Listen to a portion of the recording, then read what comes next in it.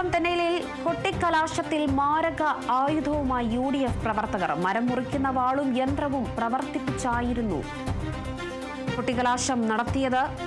തെന്നല പഞ്ചായത്ത് 15-ാം വാർഡിലെ കൊട്ടിക്കലാശത്തിനിടയിലായിരുന്നു ഈ സംഭവമുണ്ടായത്. കുട്ടികളടക്കം നിരവധി ആളുകൾക്കിടയിലേക്കാണ് മരം മുറിക്കുന്ന വാളും യന്ത്രവുമായി പ്രവർത്തകർ എത്തിയത്. സംഭവത്തിൽ പോലീസിൽ പരാതി നൽകാൻ ഒരുങ്ങിയിരിക്കുകയാണ് CPIM.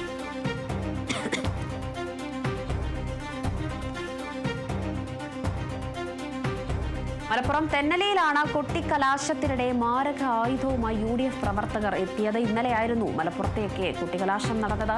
മരം മുറിക്കുന്ന വാളും യന്ത്രവും പ്രവർത്തിപ്പിച്ചായിരുന്നു ഈ കൊട്ടിക്കലാശത്തിൽ ഇറങ്ങിയത്. ദൃശ്യങ്ങളിൽ കാണാം, കുഞ്ഞു കുട്ടികൾ സമീപത്തുകൂടി പോകുന്നുണ്ട്. അപ്പോഴാണ് മരം മുറിക്കുന്ന യന്ത്രവുമായി UDF പ്രവർത്തകർ കൊട്ടിക്കലാശത്തിൽ ഏർപ്പെട്ടത് എന്നതാണ് ഇപ്പോൾ പറയുന്നത്. തെന്നല പഞ്ചായത്ത് 15-ാം വാർഡിലെ കൊട്ടിക്കലാശത്തിന്റെ ഇടയിലായിരുന്നു ഈ സംഭവം ഉണ്ടായത്.